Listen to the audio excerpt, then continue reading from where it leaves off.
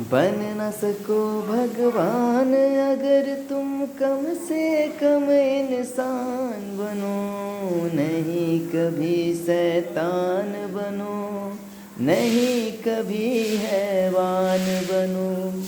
सदाचार अपना न सको तो पाप में पग मत धरना, पुष्प नहीं बन सकते तो तुम कांटे बन कर मत रहना। जय श्री राम। तो आज हम लोग इस गाने का अर्थ समझने का प्रयास करेंगे कि बन न सके भगवान अगर तो कम से कम इंसान बने। तो जैसे हमारे भारत माँ के इस पवित्र भूमि में अनेक महापुरुष जन्म लिए, भगवान अवतरित हुए। तो श्री राम जी, श्री कृष्ण जी, श्री चैतन्य महाप्रभु, इन सभी को हम भगवान का दर्जा क्यों दिए, भगवान क्यों मानते हैं, आज ये हम जानने का प्रयास करेंगे। कि देखिए, भगवान हमारे अंदर के दया प्रेम करुणा में ही भगवान है। ये पंच महाभूत, ये सब कुछ भगवान है। और श्री राम जी भगवान, उनका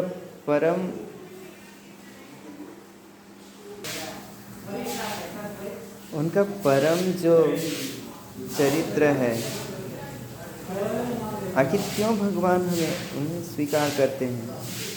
देखिए, जब श्री राम जी जन्म लिए उस समय लक्ष्मण जी 14 वर्षों तक कठोर तपस्या किए, ना ठीक से सो पाए, ना अच्छे से खाना खा पाए। 14 वर्षों तक इतने कठोर तपस्या के बाद अधर्म का नाश किए, धर्म का स्थापना किए। श्री कृष्ण जी भी तो बोले हैं कि जब जब धर्म की हानि होती है तो वे इस भूमि में अवतार लेते हैं। अर्थात ये है कि हम भारतवासी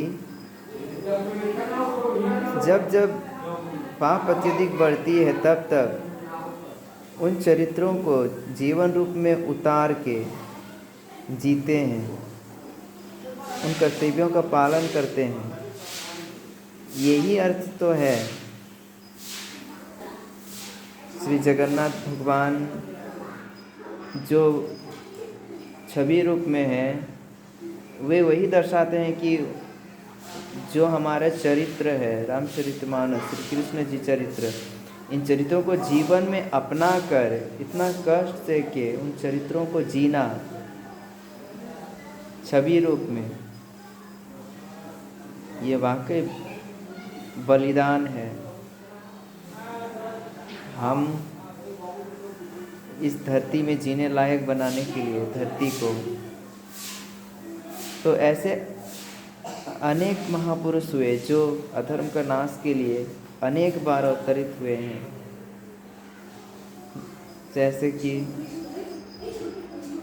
जैसे श्री कृष्ण जी का जो छवि है, उनमें अनेक महापुरुषों का जीवन चरित्र को मिलाकर पूरा श्री कृष्ण जी का लीला बनाया गया है। उसमें महान महान भक्त हुए, जैसे मीराबाई जी हुए, चैतन्य महाप्रभु, अनेक चरित्रों को मिलाकर बनाया गया है कि सभी भगवान हैं। जैसे महावीर स्वामी, गौतम बुद्ध जी, यीशु मसीह जी, अल्लाह, यीशु मसीह जी भी इंसानों के अंदर इंसानियत जगाने के लिए कितने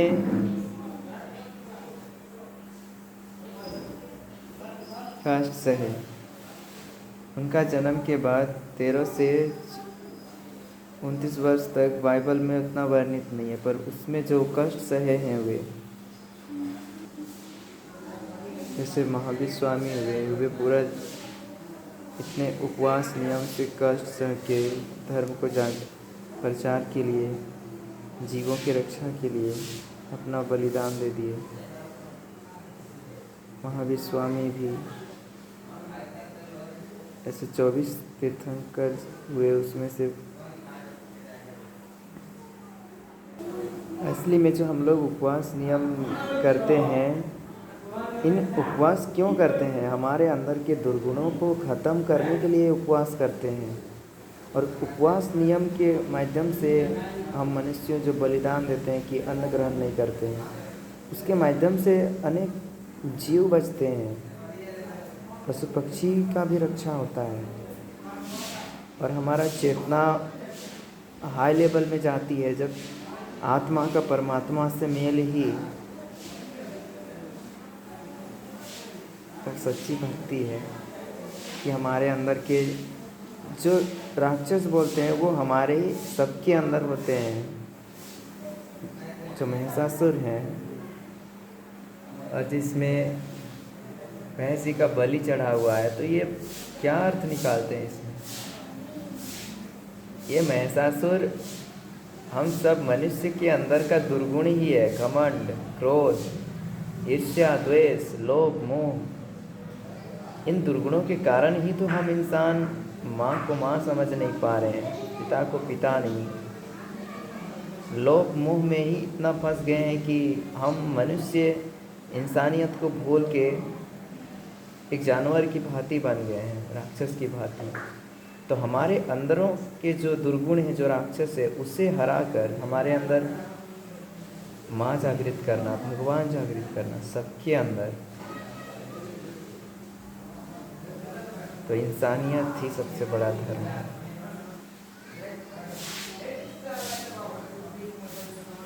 ऐसे अनेक अर्थ हैं। और तो हम लोग भगवान क्यों मानते हैं? जैसे अनेक कर्मवीर हुए,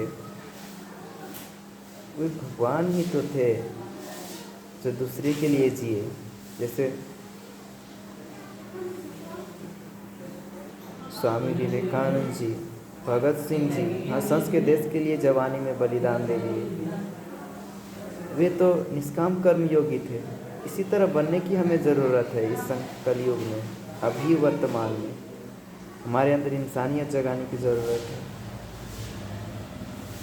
हमें जागना होगा, हम मनुष्यों को, नहीं तो कल के भविष्य बहुत खतरनाक है।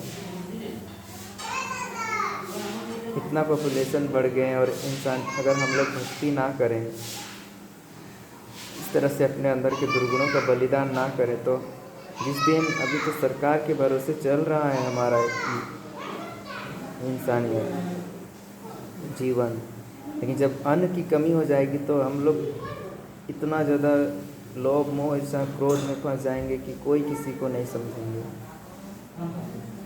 तब महाविनाश होगा। तो उस महाविनाश को रोकने का माध्यम है कि हमें जागरूक होना होगा। कठिन नहीं है, पर प्रयास करना होगा। अनेक महापुरुष थे, भगवान क्यों कहलाए? महात्मा गांधी जी,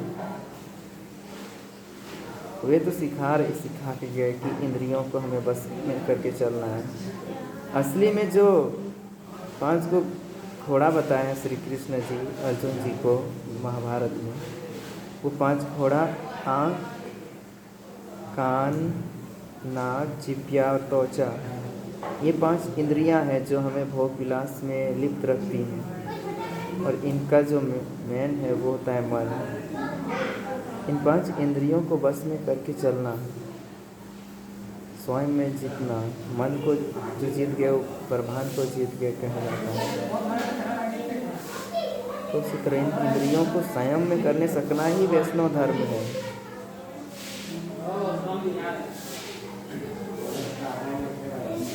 हमारे अंदर के दुर्गुणों को बलिदान देना, आलस्य को बलिदान देना, हमारे अंदर के जानवर का बलिदान देना ही असली बलिदान है।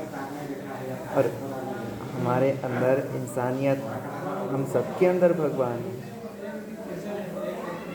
लेकिन उसको जागृत करना होगा।